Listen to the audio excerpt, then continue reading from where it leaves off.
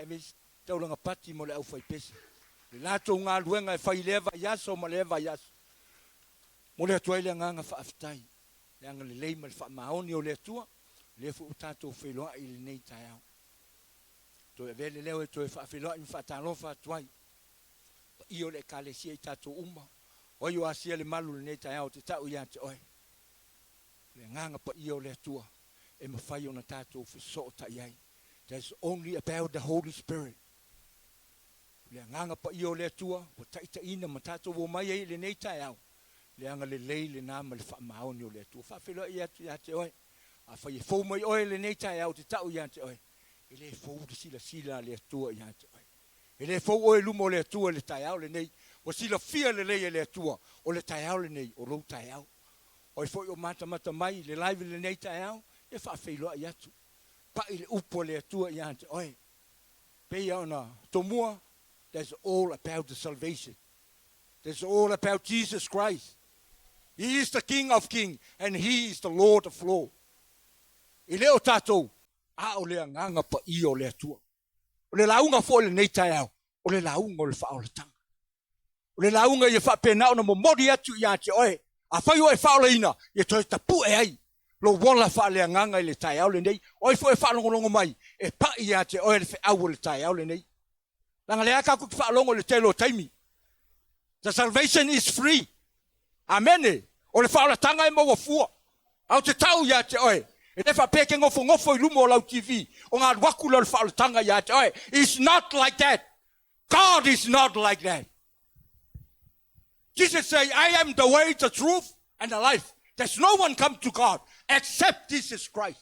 Lona winga, e talia Yesu e ve mari mwhaola. Ana e me yeile Ioane mua.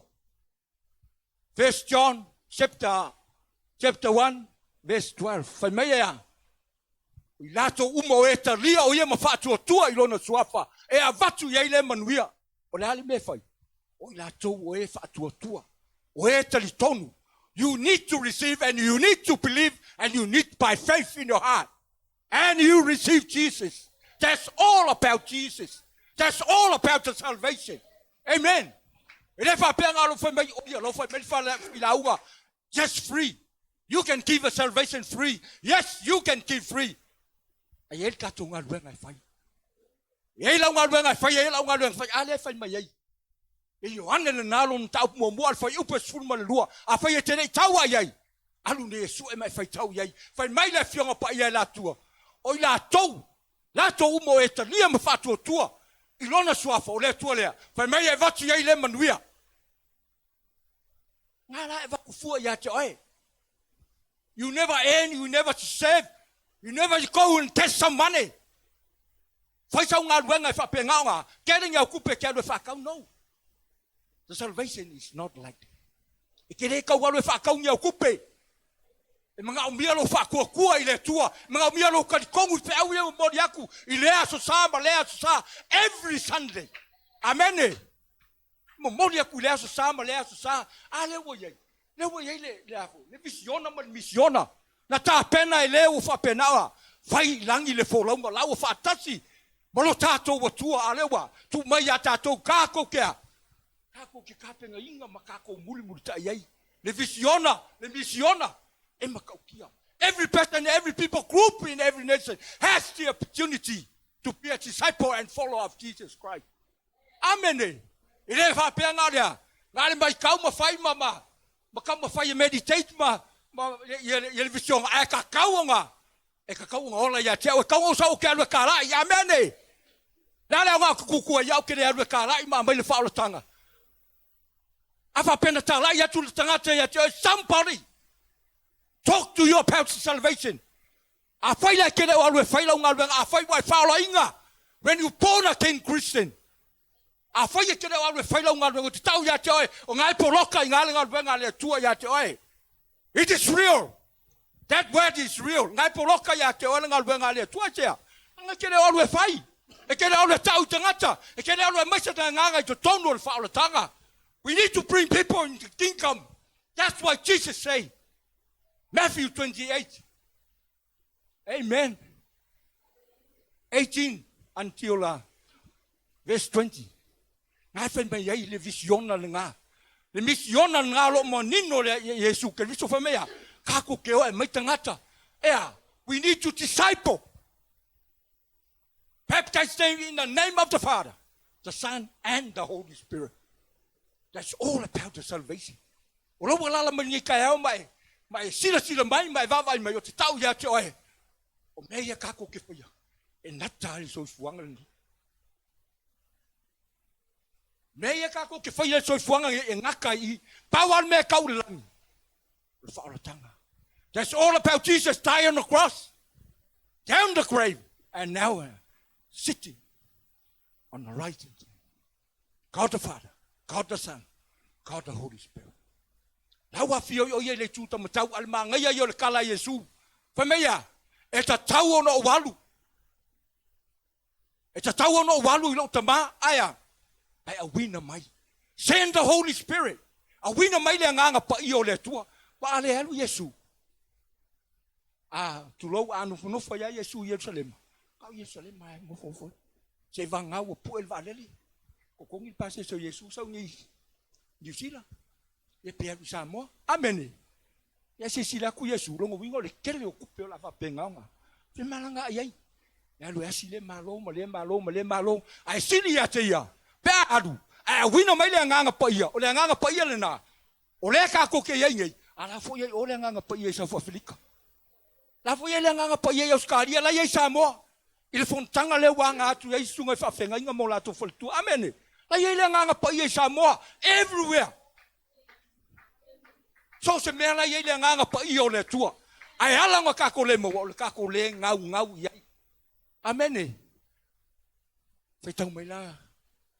Famol le Isaia na. Lima sumaliva. Sumalong famol. Na ia sila fia o le esta ngata. Wo fo lava ina o le ese fautua.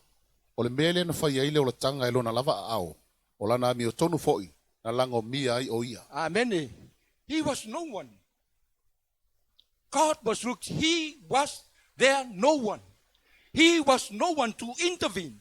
So his own to active the salvation, the righteousness, God Almighty.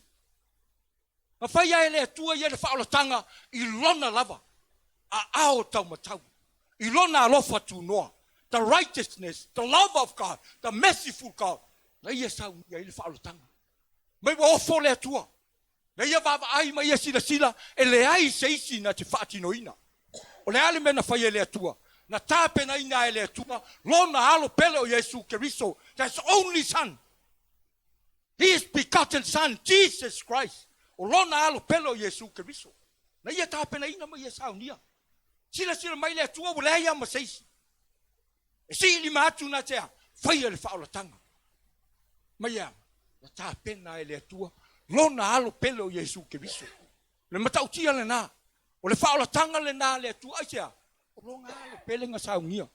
Na fai le faalatanga ma sa unia le faalatanga. Ina ia tato wolai. Amen. O le faalatanga. That's all about the salvation. That's all about Jesus Christ. Leo o tatou lomo o tatou malmalama. O le alofa le nao lo tatou watua. O le alofa fai pea. O le alofa i matautia o le tatou watua. Si o tatou titi po le ale me o fai mai le fionga pa ia le tua. Le ale me o fai mai le tu pa ia. What about the word of God? Si o tatou wo le upo le tua. Po le ale me le fai mai le Mataio. O Isaia famulmo. O le mele tu ina mai ai ele li lava al failonga ia te outou fauta e tole tau pou ma whanau mais tamatani na te whaingofo ia te ia o Emanuelu. Amen. O inana tāpena ina ele atua le whaalatanga. O inana tāpena na hala mai ia Maria. Le whaalatanga lea mo tangata uma, tātou uma. The Bible said, the Lord, God give you birth to a son, and we'll call him Emmanuel. Pemea te whaingoa Emmanuel. Pemea te whanaua le tamatane, e te whanaua le tama. Ma e whaingoa ia Yesu. Le amatanga leo lea. O le ala le whautanga, and I tell you, that's all about the Spirit of God. That's all about Jesus. Kusa o lenga feside I Maria inga walwaku le angelu, whaiatu iai. Ai fa mai le tala Maria fa fe fele menei. O te le lo se tamatane. Amen. Au te tau ia te oe. O le amatanga le nao le whaolatanga. O le amatanga le ngao ngā ruenga mamana ma le paia le atua. E le mawhai ona male malamba i ele tangata. We can't understand about God's love and faithfulness. Le male malamba i ka kou. I le alofa le nā whai peo le atua. Na o le atua e male malamba i amen. Na ia tape na ina lona alo pele o Yesu Keriso. Mai Maria fa fele me neo te le lo satane. Lopenga fo yele angelu. Ngai le lei. E ke le lo se kange. Langa pol kalambe le tua. That's all about God. That's all about the salvation. That's all about the Spirit of the Lord. Jesus Christ. He is the Lord of Lords. And He is the King of Kings. Matango fiele nao le whaolotanga. O te tau ia te oe. Ilai ase si me si li whaolokanga le akua. Mawhulanga i le ngakangi. Kako ke o le ola e whaavavau. Kako ke o le manguia e whaavavau. Kako ke kuku whakasi ai. Amene. Me e lau tu whatasi tātou. Whamasino ina le tangata o te tau ia te oe. O le maka ngō fiele ngā. Tā pena nei. A whai whaka e whaalongo mai ei. I le whaalotanga o te tau ia te oe. It is real. E leo ngi upu whapea. Wa ngā kauangi ei. E leo ngi upu whapea. Wa ngā waku e whaa. E mili ei oe. O le taimi nei. E lea koe mili e tātou. E ka kaunga momodi sao ha. That's make straight the word of God. A vatu tu sao le upo le tu asia. La ngai whamasingo i ngai la tau e tutu lumo le pule la. La mea le ven fe au. Le fe au ngau vatu ia te oe. No matua. Ko fola ato le fe au mo vaku. Ai ke rea venga isi meo le fe au. E ke fefe. O me leo le tua. A whai e ke fefe i kangaka. O le alme whai o ke whawhewhea o i lumo kangaka. O le me whona ngau ke fefe au. E ka kaunga momodi le upu. O le upu ngā mai le tua. It is real. And God's word. O le upo le tua. Amen. O le upo le tua le tai au le nei. E whamaoni le tua. He is the faithfulness. It is God of love. It is God of order. It is God of everything. O le atua o mea uma. O le atua e matautia. O le atua e ofofongia. E le aise tu samaia. There's only you. There's only Him. There's only God. That's all about the salvation. Na o mia le tatua. Tatua ngona ina. Amene. A whaika kala ina. Tako mai whakasi. Amene. E se le manga yo se kalesia e mai whakasi. Whafkai mo le kala inga. Manga ia le kala inga ngafi. Ia. That's true. Manga ia le kala inga ngafi. Ko kele la kou. Ia le ngali. Avesa tolonga pati le tua. Langol me ngai finga ngalo i le tua. Le ale me tau watu e kako mai whakasi uma. E a pongi. Sa pai oge i kilkiro le kangaka o le tangata ai o le tangata. He's a human being. Amene. O le kangaka i o le kangaka i me vai ai. Ai ai le kangaka o ngā. Uma le aso i whamaulalo i lumo le tua. O le mele na e fina ngalo i le tua. That's all about the will of God. Amene. All about the salvation. Launga le kaianga, launga le whaalukanga. Isi ka kusi ngai so i whamone. Ngā ua. O le whasolonga nga. Whamole mole. Pai mai foi le angeru ia te ia Maria e au e te fefe wa lofa ina mai oe le tua fa au te foi o le ato oe mai fa na wina se tamatane te fa ingoa ia te ia o Yesu. Amen. The angel say, don't be afraid. Amen.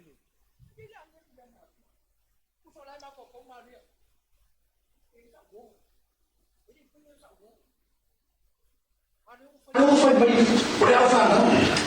Ninguém não precisa. Lá na Faitau, Maria, ele é tudo. Ele só fala nem para aí. Uma com Maria, uma vai ver como foi tão isso tá, né? Amém. Amém. Como isso se lá que foi, então. Amém. Como isso não vou. Quando for lá na casa com Yosefan, que Yosefan, naquele que ele aí já. Ang lá foi meio tu. Aí no botar o meio le to ile nganga pa ia le tua. O nganga. So out to Amene. Langa sau no le nganga po ia po le ale. Le be pesi mo me pa pe nga o ngumbi e fa le le nganga. Ele le ma fo o foi o le tomatai. Inga o foi mele angel. Foi mele angel. O que popuri. Kala popuri le lang. Ele o me lang ile o sa ba o me ale langi. Amene ave sta to langa pati le tua. Haleluya. O me ale langi le nga. Na sau le angel e mo Mataio ya Maria. O ato o le nganga po ia. Le fa na mo se tamatani. E te fa ngo ya Yesu o le. O le whaolo le lalanga. That's all about the salvation. All nation. Amen. O le maka mo fia le ngā. O le lei le ngā o le whaolo kanga. Kau ia ke oi. Amen. Le lau mo whakam. Kira wai mo le lo ke kawa akua mo ma. Lau ngā. Oro. Mo whakam le lau mo na fia. Amen.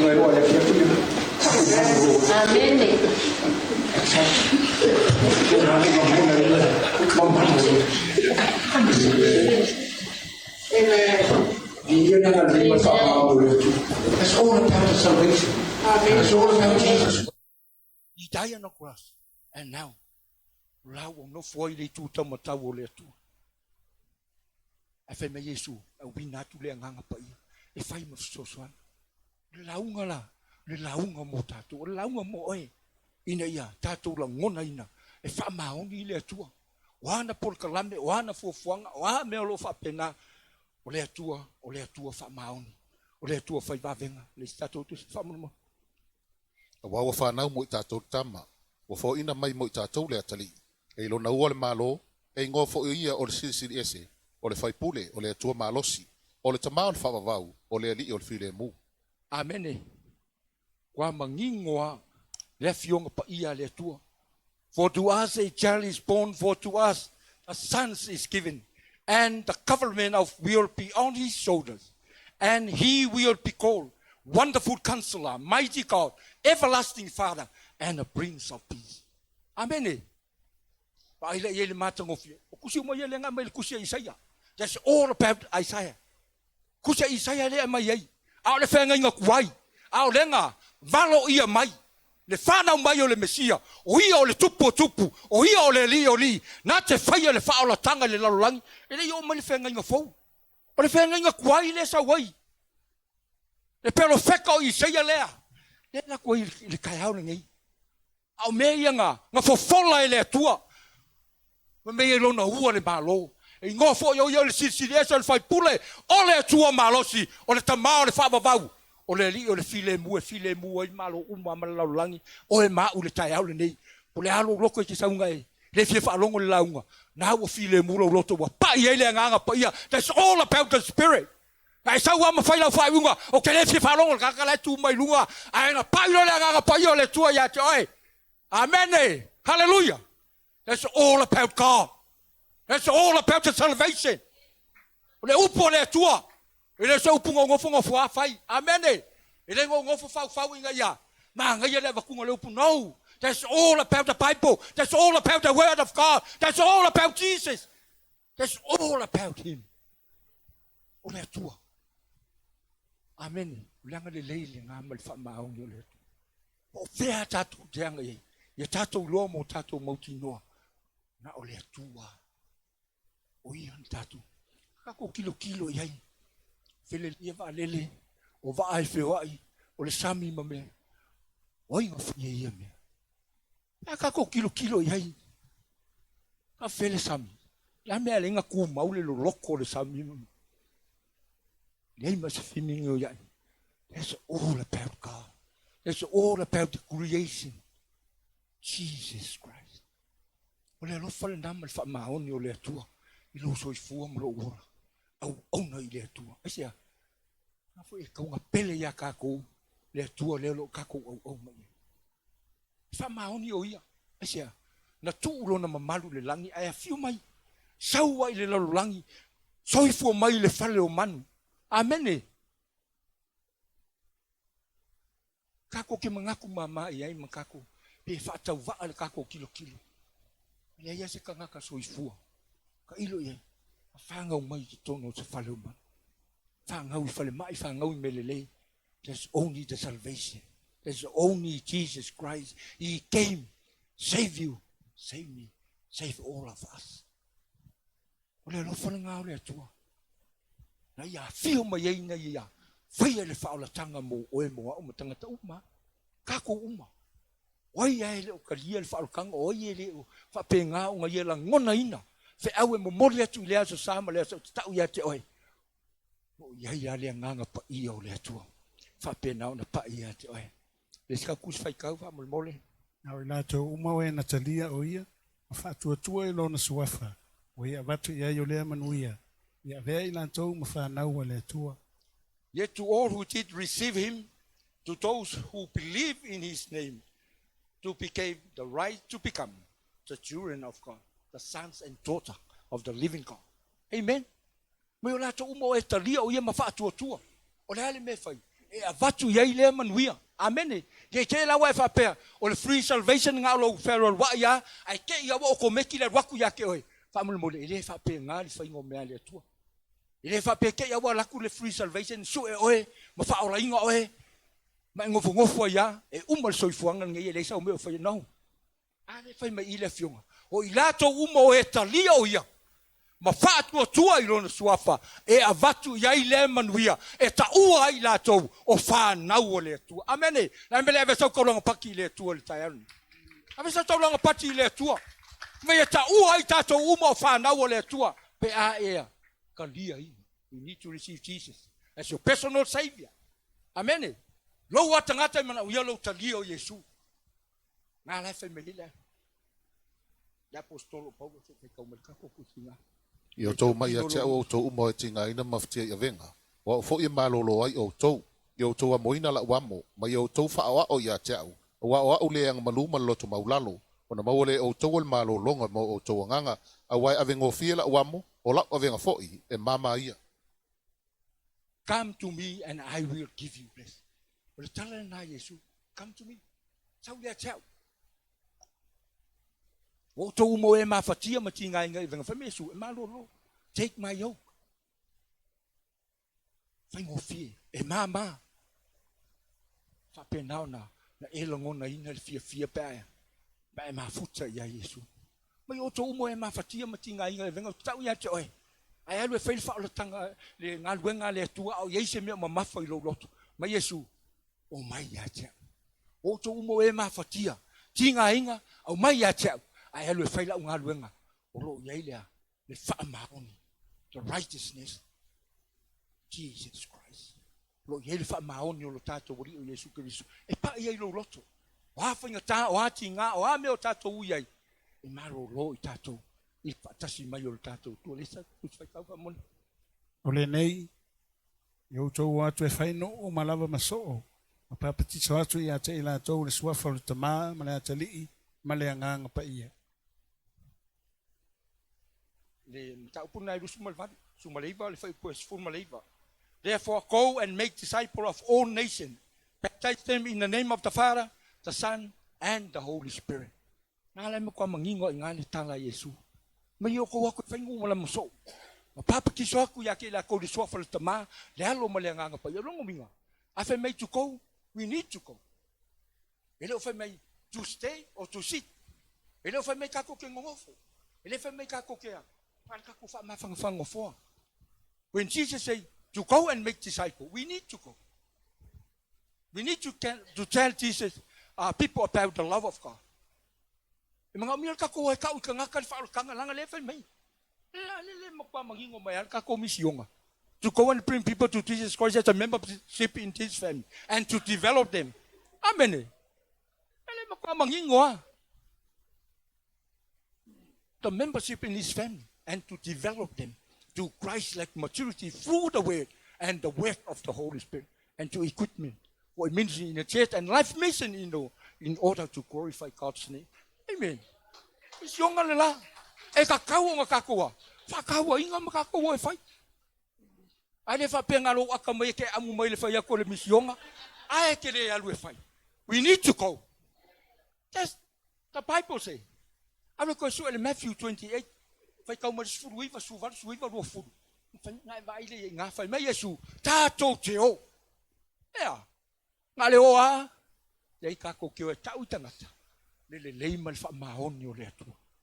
Langa o le mea ngā lenga. A fiu mai elo tātou. That's all we need to go. And tell people about the love of God. About the salvation. About the will of God. That's a merciful God we serve. Le tua le tātou te o le tua e wha maoni. Le tua e lofa. That's God's love. Never fail.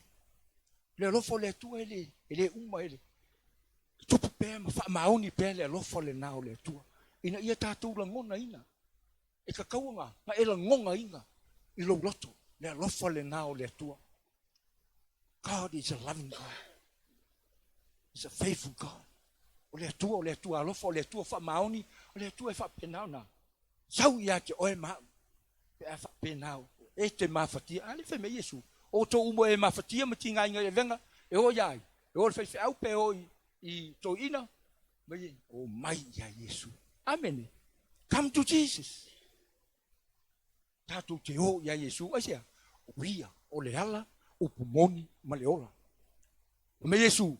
Na saule te apole ngoi fasioti fa umatia. Kill, steal, destroy. And Jesus came to give us life. That life forever and ever and ever. They say amen. Ever and ever and ever. Asia. Lango le mea ngā laia. Fina ngalo ia ilo tātou watua. Amen. Fina ngalo tātou watua inga ia. Kako whaia longa fina ngalo inga ia. Mawako umai kako le ola e whaula. Lango le mea ngā laia fina ngalo ia. Lo tātou watua. Ina ia tātou la ngona ina le tae aule nei. Yanga le lei ma le wha maoni o le atua. A whai mei o e kālai, kako o kako kālai. A whai mei kako ke o e. Pule lawa le mea whai, ia tātua. Ko biet whaatasi le ngā luenga le atua. Lango le ngā luenga le atua e leo se ngā luenga se whewhe au potukanga. I le whapela whai ako mei kala inga whape ui kako o. La awa iei le au le komiki o le kala inga ma le ako. No, it's not like that. I le whai a whape ngā kako ngā luenga. E kakauang kako mai whaatasi. Tātou te o e tā la i le whina ngalo le atua. Nanga ngā mai le kausanga. A makanga le kausanga ngā mai e ia. O whaai ungo masina taitasi. Whai e le wha evangelia. Evangelist. Whai e le wha evangelia. Wha pe ngā o kako le ngonga. Kako ke o whakasi. Amen. Kako o whakasi e ka la i le whina ngalo le atua. E kako o whakasi. Ngā mai le wha e makanga le kausanga.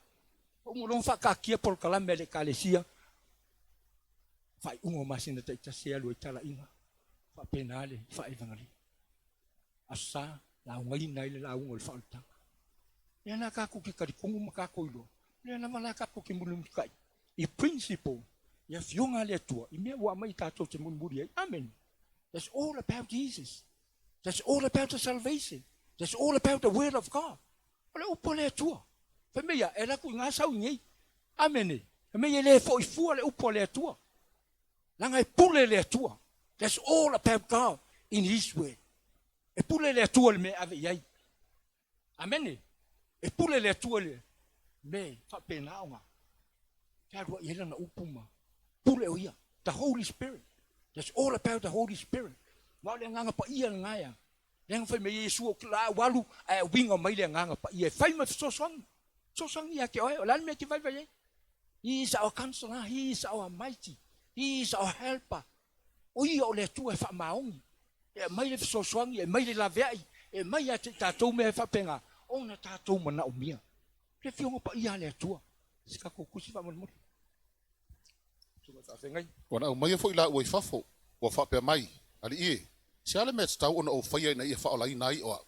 Ua whai atu ila ua, i nā whaatua tua ia i le li o Yesu Keriso, e whaolai nai oe a toa malau a inga.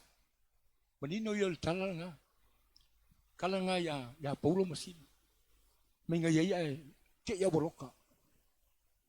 Le ise me ngā lenga lokai. A fa mele kanga kalenga moe nga va ia le pango kai. Ia waka o pango kai ling pango kai. O tangata o le atua. Me ke iang. O makala kala. Paua menga fai e Paulo masila o le pepese mavili. There's only praise. There's only worship. There's all about Jesus' name. God's name. That's the name of the Lord Jesus Christ. There's no other names. There's only Jesus' name. O le ngona nga kau mawala au yai. O lale me nga kupu whamewa. O makalakala. Makalakala whai kokoa. Ai kei mai sa moe. A le me leanga nga whai. Kusa ele ia koe moe. Amene. Kako kilo uma alur ka nga kai whaia. Ia pango ka. E ka kau nga makala. Langa lawa ku yai o he whai. Look after.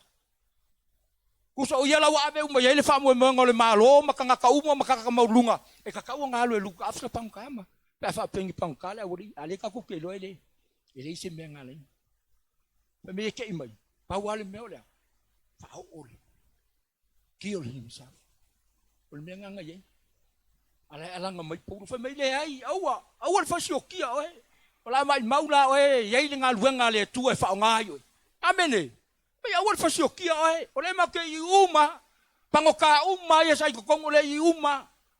Le ma ke I. Mai kil mori ave ko sa. Mai lo fafo. Amen. Amai lo la wali fafo. Ko ruwa le. Paulo musila. Fesili lo yai. Ola se meo ke faia. La se meo ke faia ya. Ingo yo fala. We need to receive Jesus. Makausawa yai. We need to believe and you need to receive. Amen. Ngau mia le karia o Yesu Kristo ave mari ma faola. Ale maka ngo fio le kala le awuri ia. Me ye ngata ya te oe. A o isi langa ka o. Malo wa inga. Amen. Kusa le ye I. Ngau ia le ye I. Ai fe mai e faola ina oe. Faola ina lo wa. O le mata ngo fio le nau le tala le le tua ke loi. E ke lo ke kala I mai ku.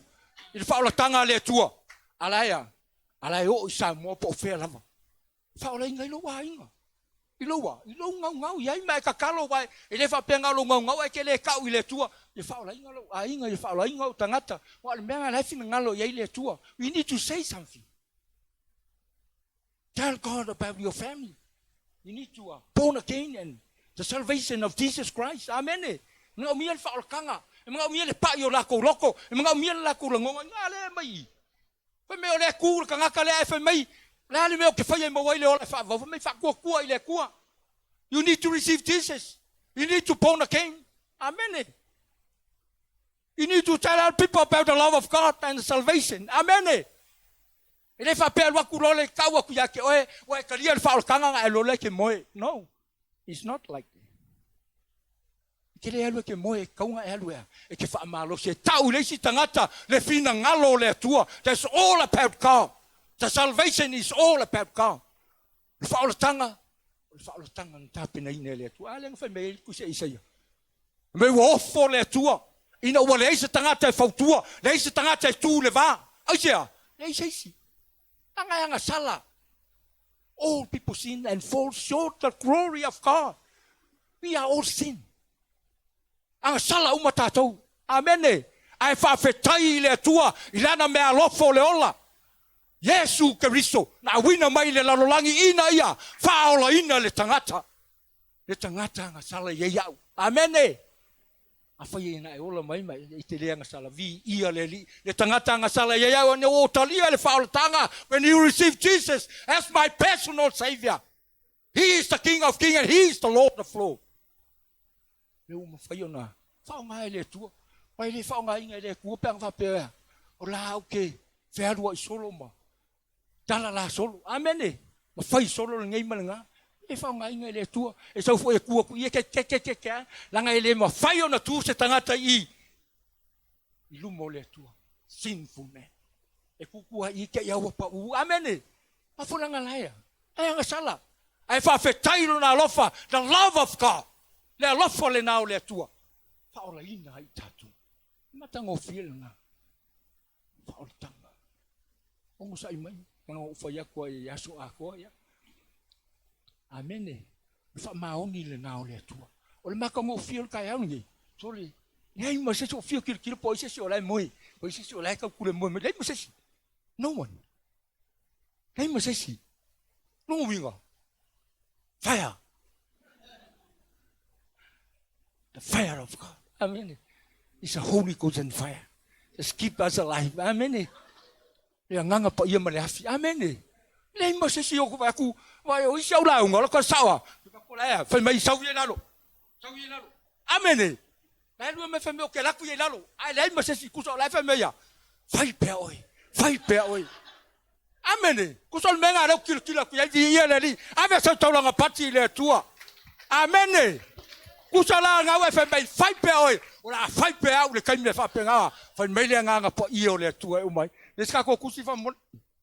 Na fai te tau tino I lo ngutu I le li o Yesu ma fa tua I lo loto. O toi fa tu ina mai o ie le tua na ie woti. Fa ola ina I oe.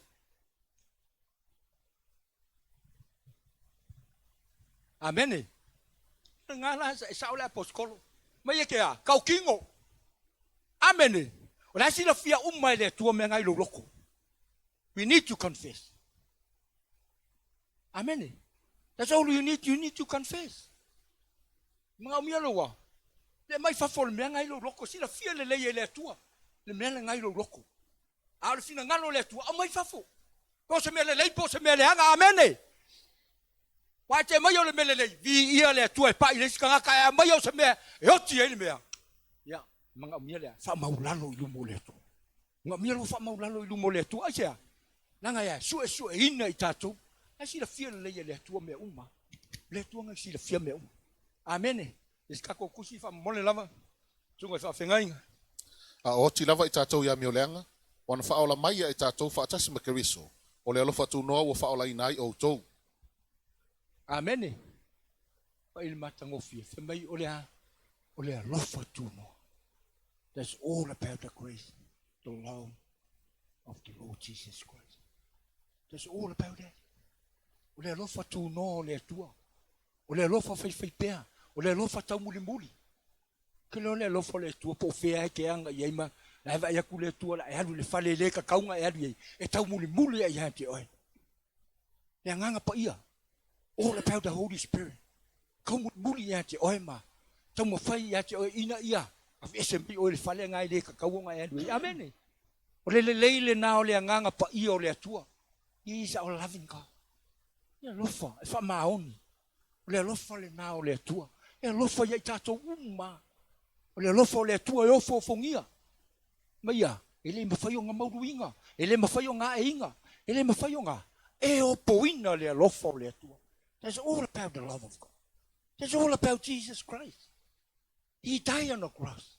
And now, leo kakoa, kako ngongofo mai i aisea. Kako whaola inga le alofa o le atua. Whaola inga le anga le lei o le atua. Le pai o le upo le atua ia te oe. I lea so sa, ma lea so sa. Ai maiso vai aso kai kasi i polka lame le kalesia. O te tau ia te oe. That's all about the living God, Jesus Christ. God the Father, God the Son, God the Holy Spirit. Ave sau taulanga pati i le atua le tai aule ni. Le wha maoni le nao le atua. O te tau ia te oe. I le eise me ma whaio na ave seina. Le alofa tu noa le nao le atua. Minga ia sa ili. Asia, tima seisi. Ale me nga fai. Na fio mai a o ye le tino le nei. Na fio mai o ye le tino le nei kako ki ai. Hala mai a Maria. Aya. Tape na ina le whao tanga molo. Ki kau ia ke o. Ile matang o fie ngā mo tātou. Hallelujah. Kako kusi wha mo. Wau te le mai le tala le lei ia keriso. Wau le mana lava lea i le atua. E ola i la to uma o e wha tua. E mua le i utaia. Na toa ma le eleni. Pia kako kusi muli ngā.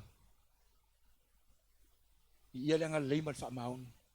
Apostle Paul said, I am not ashamed of the gospel of Jesus Christ. I am not ashamed. Amen. Le kala ngā le apostolo Paulo. Mei le apostolo. E o ilona ola. E le to e nau. Ia ia sea. Se i whakanguinga langa mo e male ori. Le favor. Na vala wina ai o ia. E Yesu. He is apostle. Apostle Paul. Amen. I am not ashamed. O kile koe maa. Kile koe wa iska ngaka. Kile koe kilo fo yo au kafa. O kile koe wa imengo waru fai sai ma mai ka ngaka. Ai sea. Nanga o le fina ngalo le na. E kale siel ni tae. O le fina ngalo le na o le tu. Koe kasi ka kokusi. Fina ngalo le tu mo o le tae. Le Ioane tolu suro no fa mo. Awa ufa pe lava na lofa mai o le atua lalangi. O ia au mai ailo na atali e tō tasi. Na ia le whano se tasi e whaatua ia te ia. A ia maua ia le ola e whawawau. Amene. Ia vile so korong pati le atua. O le aunga a kola ngā. O le wha moe. Mai le kala inga ngafi. Ia o mai le tae au le nei. It's all about the salvation. Wow, wa wha pe lava na lofa mai o le atua i le lalolang. Lalolang ili ngai kako ke iai. Na ia awina mai ai. Lona atali. O Yesu Keriso. He is the Son of the living God. Jesus Christ. Na ia awina mai le lalolangi. Ina ia. Tato whatua tua uma ia te ia. Ia tato talitonu ia te ia. Na fio mai. Na te whaia le whaola tanga mo le lalolangi. Leo le matango fia le nao le. O leo langa le ni tato te ia. Leo e. Nga lue mawhai. Awa e loa. E te sao le ola e whaamapau. Pamile so toblang pati le tua. Ai a fai te lo te Italia Yesu e ve mali ma faola. I lowola. Ole ava nole nei mo oe pe. Papena. Ole bala au le mo oe. Tato tula i mai nei tai au. Mai le fai pese. Tau ia te oe. Ole vaenga mo mua le te tau ne uia. We need to receive Jesus. Lenga fai mele aposkolo. E kakaunga e kau kingo. E kakaunga e kau Yesu. E kakaunga e fa peato. Fio mai ai lo loto. O fio mai lo wola. Ia ve mali ma faola. Wolanga. A fai ele fai sa fa unga. O tau ia te oe. O le vala au ele o se vala au se kalesia ne te wa pe. Na wa ku mai le li le fa pe ka ko ke ko le fo ka ko le ai. E te su e a oe ia te oe. E te tilo a oe ia te oe le tai au le nei. A fai ele fai sa fa unga. Fa pe nau na. Su pe no nei. Nanga le fa me la pos ko le kaunga ka kingo. Kaunga ka kingo lo fo na tau na tau atu. Le lei mal fa maoni o le tua. Le se me se kalesia. Lenga ka nga fai ka waku le. Le Mataio le nai lua suma le van fai pa suma le iba suma le iba lo fulu. Ma Yesu ia tato o fai no la so. Ma papa ti sotu le sofa le tama. Le alo ma le atari. A fai le fai so fai. Ma ia lo suma le nei tato tu patasi. Fai le talo le faltanga. Mo e nei taiao. A tato ti le malolo. Si ia tu lima le tua. A fai to mana me se talo. Le au na le tu sunga fa fenga. Te talo mo e. Fa mautuina foi le lua savalinga. Ma o le ava no le taiao le nei. Si a tau lima le tua. Ta ma stato pe fa mole. Ni tim. Hallelujah lo. A fai foi lo e mata mai le nei taiao. Ma o le ava no. Si lungo lo lima. Si lo lima te talia le fa o tanga le tua. Ta fa pe e mata mai le taiao le nei. Fai le talo mo e. Hallelujah. Praise your name, Jesus. Thank you, Lord. Fa lua no. Hallelujah. O ta tau le taiao le nei.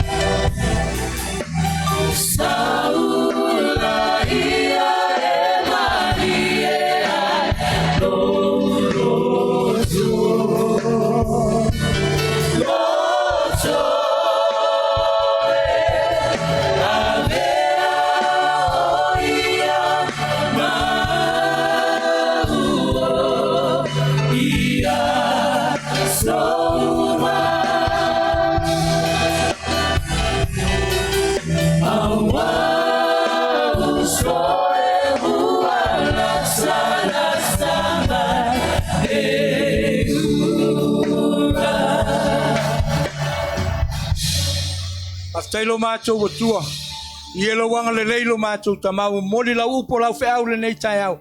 Vi ielo wha maoni lo mātou atua tamai a fo i le vi inga i lau a fio. Vi ielo wanga le lei vi ielo wha maoni lo mātou tamau. Pa i lau whanau le li e. Hoi fo nanga mai le nei tai au. O iei ni mawhitianga ni meo whalave lave lo mātou atua. Wha a wheloa i lau a fio lo mātou tamau. Anga le nei tai au. Pa i o mātou loto. Mātou toi wheloa i mai foi. Le a fo le lima le afiafi. Anga le lei o lo mātou tua. Wha manuia mai le nei tai au. Wha manuia o mātou mātua wha le anganga. Au iei le li e le tapenanga le swingo le fono. Le a matanga o le nei. Aso salo mātou atua le afiafi. Anga le leisi o mātou tamā apostolo, whamanuia i taitai, sunga i whawhengainga mo lātou whalitua, o anga atu lungo le eo, vahenga umauia, iei le li ie lau whauunga malau, whamanuianga ia i lātou, whamanuia i lau e kāle sia le nei tai au, whamanuia i mātou uma lo mātou tamā, whawhtaitele lo mātou watua. Thank you, Lord. Hallelujah, Jesus. Avatuia levina.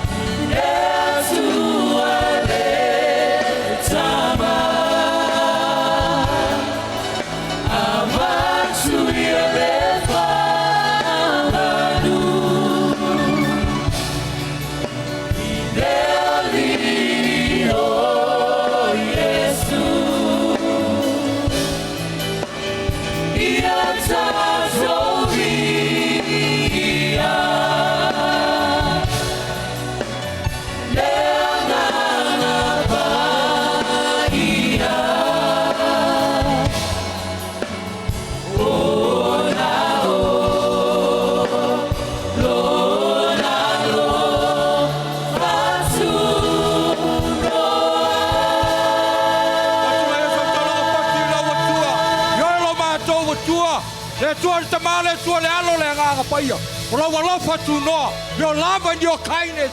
Faitau mātou atua i le nei tai au. Vi ielo wanga le lei, vi ielo whamaoni. Faitau awai mai. Faitau whatasi mai lo mātou atua. Tamā, o taunu mea uma i le nei tai au. Ono lo wanga le lei. Faitau tele nganga paia. I lau Efeso soani mai. Mātou tu whape atu. Ia vi ia lau o fio. O le pati lea lau whanau. I le nei tai au mātou te patia. Lo wanga le lei ma lo whamaoni. A mata ma le manuia, whaiu ma le manuia. Fo i lo lava vi inga tamā. Anga le le fiafi le lie. Toenga to toia mātou sauninga. Anga le le mātou wanga atu le whale. Sauwina tā vale le mano lo toto. Nia e mātou lava i le nei tai au. Tamā pa i lau whanau anga le lei.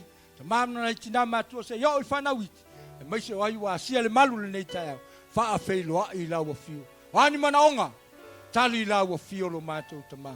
Whaaftaitele lo mātou atua, me uma ia fo i lawa fio. No malo le viinga o le whamanua o le whaneatanga. Nei se yo o le whaavavau e whaavau lau. A langa le whanau le tua. Amen.